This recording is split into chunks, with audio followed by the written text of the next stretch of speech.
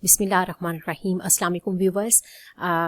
Yesterday we have discussed general physical examination in part 1.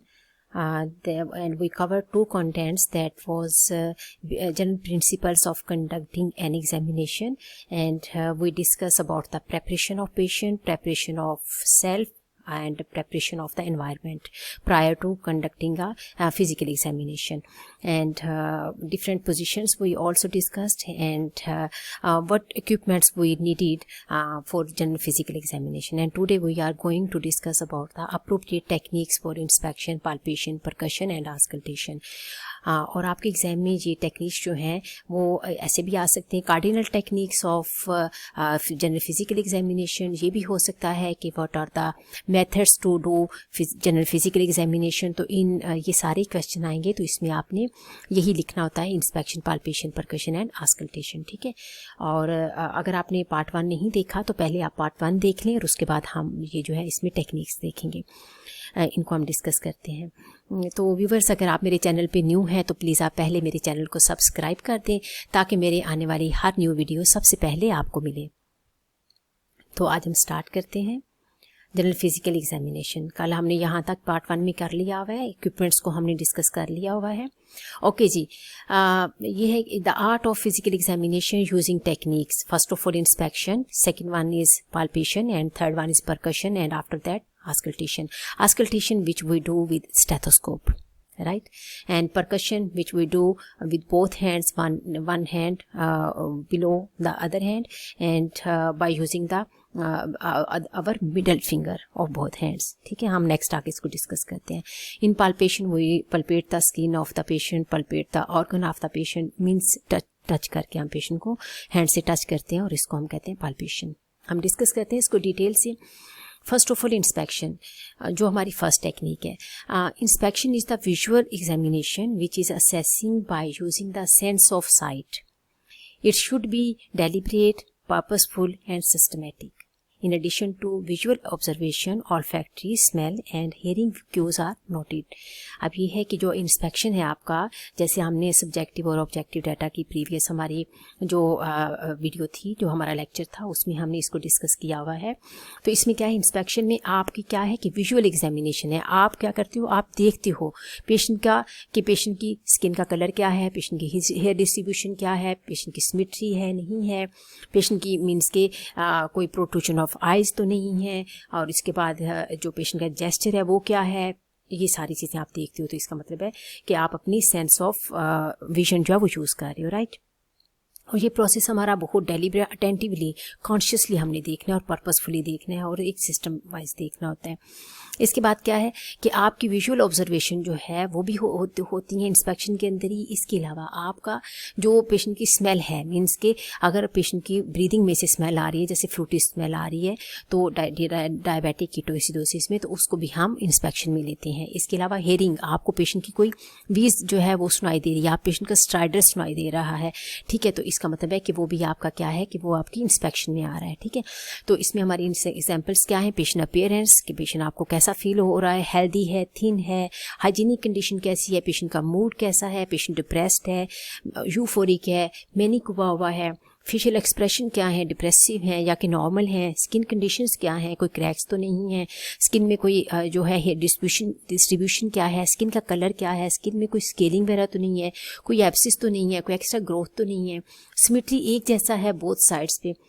और उसके बाद पेशेंट का पोस्चर कैसा है, गेट कैसी है, पेशेंट की वॉक कैसी है, क्या एक जैसी है या पेशेंट लिम्प कर रहे हैं. ओके जी. असेसमेंट टेक्निक है general observation, inspection, critical observation always first. जो जी हमारा इंस्पेक्शन है ये हमने पहले करना होता है, और हमने बहुत अच्छे तरीके से इसको क्रिटिकली ऑब्जर्व करना है. Take time to observe with eyes, ear and knows.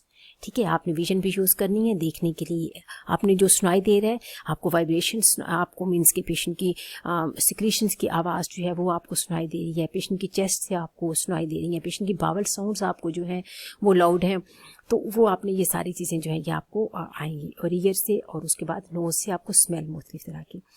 इसके अलावा जो है पेशेंट का गुड लाइटिंग आपने यूज़ करनी, यूज़ गुड लाइटिंग। आपने पेशेंट की स्किन कलर ये बाकी ऑब्जर्वेशंस के लिए गुड लाइटिंग यूज़ करनी है। प्रेफर तो जैसे लास्ट में बोला था कि प्रेफर तो यही किया जाता है कि सनलाइट हो ताकि जो कलर है स्किन का वो अच्छी तरह हम ऑब्जर्व कर सकें। लेकिन अगर नहीं है तो फिर आप बाकी आर्टिफिशियल लाइट यूज़ करते हो, लेकिन गुड अप्रोप्रिएट लाइट होनी चाहिए। और लुक एट कलर, आप इंस्पेक्शन के दौरान कलर देखते हो, शेप देखते हो और सिमेट्री और पोजीशन। जैसे कोई भी मीन्स के पेशेंट का आप एब्डोमेन देख रहे हो तो आप स्किन का कलर देखोगे, उसके बाद शेप देखोगे कि वो मतलब राउंड शेप में, नॉर्मल शेप में है, ये कोई और सिमेट्री है, ये सिमेट्री तो नहीं है कि कहीं एक्स्ट्रा ग्रोथ तो नहीं है, कि उम्बिलिकल हर्निया की वजह से प्रोट्रूजन तो नहीं हुआ हुआ, कि ये जो ब्लैडर है वो फुल है उसकी वजह से वो डिस्टेंशन तो नहीं हुई हुई है, ठीक है। और पोजीशन क्या है। इसके अलावा भी कोई अगर ग्रोथ वगैरह कोई कुछ है तो उसकी पोजीशन क्या है। Observe for odour from skin, skin से कोई स्मेल तो नहीं आ रही है हाइजीनिक कंडीशन से या बाकी और किसी वजह से। ब्रीथिंग पेशेंट की कैसी है, वूंड है तो वो कैसा है, तो ये सारी आप देखिए वूंड कितना मीन्स के राउंड है, इरेगुलर है, कैसा है। Inspection is done alone and in combination with others. आप इंस्पेक्शन जो है वो पेशेंट का करते हो, अलोन भी कर सकते हो, और जब आपने पेशेंट का इंटरव्यू लिया है बात करते हुए जनरल सर्वे के दौरान भी आप ऑब्जर्व कर रहे हो पेशेंट को। आप इंटरव्यू करते हुए पेशेंट का क्या स्टाइल है बात करने का, पेशेंट डिप्रेसिव है, आई कांटेक्ट उसका कैसा है, स्लर्ड स्पीच तो नहीं है, कॉन्शियस लेवल क्या है, ये सारी चीज़ें आपको during the examination, general physical examination, interview के दौरान, पाल्पेशन, परकशन और आस्कल्टेशन के दौरान भी आप कंटिन्यू जो है ऑब्जर्वेशन करते जा रहे होते हो। ओके जी, नेक्स्ट टेक्निक है हमारी पाल्पेशन। हमने जो हमारा इंस्पेक्शन था उसमें हमने पेशेंट को टच नहीं करना, हमने अपनी सेंसेस यूज़ करनी है, हेयरिंग की, स्मेल की और विजन की, और हमने पेशेंट को असेस करना है, ठीक है, पेशेंट को ऑब्जर्व करना है। लेकिन पाल्पेशन में हम पेशेंट को टच करेंगे, पेशेंट को हम टच करते हैं और उसको देखने के लिए किस चीज़ को, साइज़ देखने के लिए, ऑर्गन साइज हो सकता है, और उसके बाद शेप क्या है, उसके बाद टेक्सचर क्या है, और मोबाइलिटी। सपोज कि आप देखो कि कोई एक्स्ट्रा ग्रोथ है, आप देखोगे पाल्पेट करके कि उसकी साइज़ क्या है, शेप क्या है, रेगुलर है या कि इरेगुलर है, टेक्सचर कैसा है, मोबाइलिटी क्या, मोबाइल है, हिलता जुलता है, यही की जगह फिक्स है, मास कैसा है, और उसके बाद क्वालिटी ऑफ पल्सेस क्या है, जैसे आप पल्सेस लेते हो तो आपकी पल्स जो है उसका पैटर्न क्या है, उसकी स्पीड क्या है, तो ये भी आपकी पाल्पेशन है, light palpation. Tenderness, temperature, moisture और फ्लूइड और चेस्ट वॉल वाइब्रेशन, ये सारी आप पाल्पेशन के थ्रू आप इसको असेस करते हो, ठीक है। ओके जी, हमारी 3 टाइप्स हैं। फर्स्ट ऑफ ऑल पाल्पेशन जो है वो है लाइट पाल्पेशन, जिसमें 1 to 2 सेंटीमीटर आप उसको प्रेस करते हो, और ये पल्स वगैरह लेने के लिए जो आप यूज़ करते हो उसको लाइट पल्पेशन है। इसके अलावा जो डीप पल्पेशन है उसको हम 4 to 5 करते हैं, और बाय मैनुअल जो पल्पेशन है उसमें हम आर्गन जो है उसको मतलब ट्रैप करते हैं, जैसे ये है, इसको डीप एक नीचे रख के हाथ, दूसरा जो उसके साथ प्रेस किया जा रहा है जो डोमिनेंट हैंड है उसके साथ। हम पार्ट्स कौन से यूज़ करते हैं जब हम पाल्पेशन करते हैं, तो first of all finger pads हम यूज़ करते हैं, जैसे पल्सेस लेने के लिए तो फिंगर पैड्स यूज़ करते हैं, राइट, और साइज़ देख सकते हैं, कंसिस्टेंसी से देख सकते हैं, और सुपरफिशियल जो होता है। इसके अलावा अल्नर जो है या पामर जो सरफेस है उसको वाइब्रेशंस वगैरह, पेशेंट की वाइब्रेशंस आ रही हैं उसको देखने के लिए चेस्ट वाइब्रेशंस हो सकती हैं। बैक जो हैंड के वो हम टेम्परेचर वगैरह को यूज़ करने के लिए करते हैं। लाइट पल्पेशन जो है एब्नॉर्मैलिटी वो जो कि सरफेस पे है, सुपरफिशियल है, और इसके लिए हम कितना यूज़ करते हैं 1 to 2 सेंटीमीटर। डीप जो है इंटरनल ऑर्गन को देखने के लिए, ठीक है, उसको पल्पेट करने के लिए, जैसे एब्डोमिनल ऑर्गन्स वगैरह को देखने के लिए, उसको उसकी शेप, कंसिस्टेंसी, तो 4 to 5 सेंटीमीटर इसके लिए करते हैं हम यूज़, ठीक है। इसके लिए प्रिंसिपल्स क्या हैं, perform slowly, gently and deliberately. आपने बहुत स्लोली और जेंटली करना है क्योंकि ये पेशेंट के लिए पेनफुल ना हो। ये भी हो सकता है कि अगर पेशेंट जो है, अगर आप बहुत ज़्यादा ज़ोर से करते हो तो पेशेंट का कोई ऑर्गन वगैरह भी रप्चर इवन के हो सकता है, अगर आप बहुत ज़्यादा उस पर अप्लाई करते हो प्रेशर को। इसके अलावा अगर आप बहुत ज़ोर से जो है वो आप उसकी पल्स प्रेस करते हो तो कभी कभी ये भी होता है कि अगर आर्टरीज वगैरह या उसमें वैसेस में कोई ब्लॉकेज है या नैरोइंग है तो वो रप्चर भी हो सकती है। इसलिए आपने बहुत जेंटली, स्लोली और डेलिब्रेटली करना है। Encourage the patient to continue to breathe. Patient से आपने कहना है कि वो नॉर्मली ब्रीथ करता रहे जब आप जो है पेशेंट का पल्पेशन कर रहे हो, क्योंकि अगर वो नॉर्मली ब्रीथ नहीं करता तो मसल जो है उसकी जो है वो डिस्टेंडेड हो जाएंगे और आपकी पल्पेशन प्रॉपर नहीं हो सकती। If pain is experience during the palpation, discontinue the palpation immediately. अगर पेशेंट पेन की कंप्लेन करता है जब आप पल्पेट कर रहे हो तो आपने फ़ौरन इसको डिसकंटिन्यू कर देना है। और प्रायर टू पल्पेशन आपने पेशेंट से बताना है कि मैं आपको पल्पेट करने जा रही हूँ, मैं आपको लाइट सा जो वो यहाँ टच कर रही हूँ, तो आपको अगर पेन होता है तो आपने मुझे इन्फॉर्म करना है।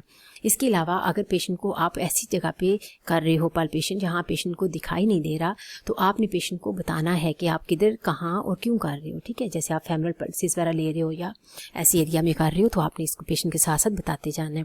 नेक्स्ट टेक्निक है हमारी परकशन। परकशन में बेसिकली हम स्ट्राइक करते हैं एक फिंगर को दूसरे के ऊपर, जैसे usually third to deliver rapid tap against distal pleximeter finger is called percussion. अच्छा जी, जैसे ये हैंड है एक, ये आप बोलेंगे आपका नॉन डोमिनेंट, जैसे आपका लेफ्ट हैंड है, ठीक है, आपने रखा ऑर्गन के ऊपर जिधर आपने पल्पेट कर परकस करना है।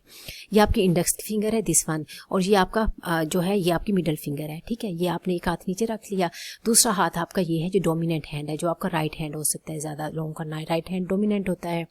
और उसमें क्या है कि ये आपकी इंडेक्स फिंगर होगी, ये आपकी मिडल होगी। अब ये मिडल है ना, इसके साथ आप स्ट्राइक करोगे इसके ऊपर, जिस ऑर्गन को आपको करना है। सपोज कि आपने एब्डोमेन में करना है, आपने लीवर साइज को देखना है, तो आप इसको जो ऑर्गन है आपने चेस्ट कर रहे हो या जो भी कर रहे हो, उसको आप क्या करोगे, इसको हम इंडेक्स फिंगर जो डोमिनेंट हैंड की है, इसको हम बोलेंगे फ्लेक्सर। और ये जो, क्योंकि ये जो है इसकी वजह से साउंड इसके ऊपर आती है, इसकी वजह से प्रोड्यूस हो रही है, इसको बोलेंगे फ्लेक्सीमीटर। तो ये क्या है, फ्लेक्सर, एंड दिस वन फ्लेक्सीमीटर। तो हमारी कौन सी, ये क्या करती है, इसे हम पोजीशन देख सकते हैं, अंडरलाइन ऑर्गन का साइज दे सकते हैं, डेंसिटी दे सकते हैं। और परकशन हमारी डायरेक्ट होती है, इनडायरेक्ट होती है और फिस्ट होती है। तो इसके साथ हमें साउंड्स प्रोड्यूस होती हैं, उन साउंड की बेस पे हम डिसाइड करते हैं कि अंडरलाइंग ऑर्गन जो है वो क्या है। ठीक है, अगर वो फ्लैट आ रहा है तो इसका मतलब है बोन्स के ऊपर, जैसे आप रिब्स से अगर स्टार्ट करते हो, अगर रिब्स के ऊपर हो, बोन के ऊपर हो, तो वो फ्लैट आएगा। डल है over the organ like liver, जैसे लीवर हो गया, डायफ्राम हो गया, स्प्लीन हो गया, तो उसके ऊपर डलनेस आएगी। अगर आप एयर फील्ड जैसे लंग्स वगैरह हैं जिसमें कुछ वो मसल्स हैं, तो इसमें रेजोनेंस आएगा। एबनॉर्मल लंग्स होंगे तो हाइपर रेजोनेंस आएगा। टेम्पनी उनमें आएगी जो कि एयर फील्ड है, जैसे कि स्टमक या इंटेस्टाइन। आप ये देखें, ये flatness over muscle and bone, ये आपने इधर से अगर करोगे टैप ऐसी फ्लेक्सीमीटर और फ्लेक्सर से, तो इसका मतलब है ये मसल्स और बोन जो है इनके ऊपर आपको कौन सी साउंड आएगी, फ्लैटनेस। तो इससे आपको आइडिया हो जाएगा ये नीचे ऑर्गन जो है वो हमारी बोन है या मसल्स हैं। उसके बाद आपका कार्डिक जब हार्ट स्टार्ट होता है ये, तो इसका मतलब है कि आपका ये जो है सॉलिड ऑर्गन है, तो इसमें आपका क्या होगा, डलनेस आएगी। ठीक है, आगे अगर आप आते हो तो आगे जाके अगर ये आपका स्टमक है तो यहाँ टेम्पनी साउंड, ये साउंड चेंज होती जाएंगी। इससे आपको आइडिया होगा कि ये मेरी अब रिब थी, और रिब के बाद जो है अब हार्ट स्टार्ट हो गया है, और हार्ट पे आपकी साउंड जो है वो डलनेस में आ जाएगी। आप आगे जाओगे वो टेम्पनी, वो ज़रा लाइट हो जाएगी। तो उसका मतलब है, मतलब ये कि जैसे आप ढोल की आवाज़ होती है ना, तो आप क्या होगी कि ये खोखली सी आवाज़ आएगी आपको, तो इसका मतलब है ये टेम्पनी आएगी। ठीक है, और उसके बाद अगर आप इधर होते हो तो ये नीचे आके आपका लीवर स्टार्ट होता है, यहाँ डलनेस स्टार्ट हो जाएगी, और यहाँ लीवर ख़त्म होता है, आपकी डलनेस ख़त्म हो जाएगी। तो इससे आपको आइडिया हो जाएगा। और डलनेस जो वो आगे हमारे क्या है, हमारी इंटेस्टाइन है, तो उसमें क्या होगा कि हमारी टेम्परी में चेंज हो जाएगी। तो इन परकशन साउंड की बेस पे हम डिसाइड करते हैं कि अंडरलाइंग ऑर्गन जो है वो क्या है। अब इसके लिए हमारी क्या है, मतलब ये कि sound produced by striking body surface.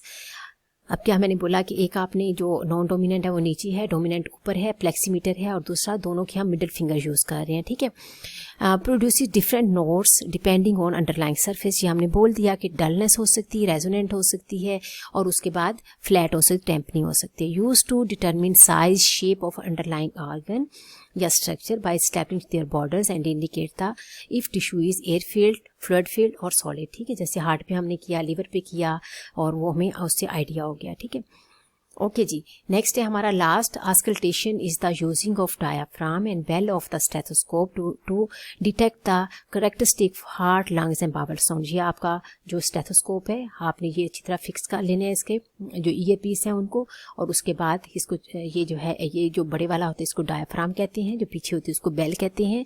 और जब आपने साउंड सुननी होती हैं, सपोज के आपने जो है साउंड सुननी है, रेस्पिरेटरी साउंड सुननी है, तो आपका क्या होगा कि आप डायफ्राम यूज़ करते हो। जब आपने बिल्कुल लाइट वाली साउंड जैसे कि मरमर वगैरह है, तो उसके आप क्या करोगे, आप उसकी बेल यूज़ करोगे। तो listening to sounds produce by the body, direct auscultation और इनडायरेक्ट आस्कल्टेशन। डायरेक्ट आस्कल्टेशन वो होती है जो स्टेथोस्कोप के बगैर भी आपको आवाज़ आ रही होती है।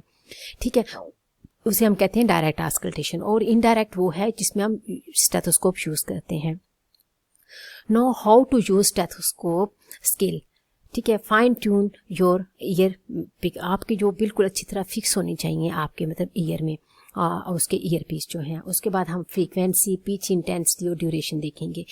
फ्लैट डायाफ्राम और उसके बाद पिच और रेस्पिरेटरी साउंड्स देखेंगे। ये आपको मैं बता चुकी हूँ कि जब लाइट सी साउंड्स होंगी तो आप क्या करोगे कि आपका मीन्स के उसके लिए बेल यूज़ करोगे, उसके छोटे वाला जो पार्ट है वो यूज़ करोगे, पीछे वाला जो होता है। नीड गुड हेयरिंग एक्यूटी, आपकी जो साउंड है वो अच्छी होनी चाहिए, आपकी हेयरिंग अच्छी होनी चाहिए। उसके बाद स्टेथोस्कोप के बारे में आपको नॉलेज होना चाहिए, आपको यूज़ करना आना चाहिए। और उसके बाद उस जब आप कर रहे हो तो उधर कोई साउंड नहीं होनी चाहिए। Okay students, thank you very much.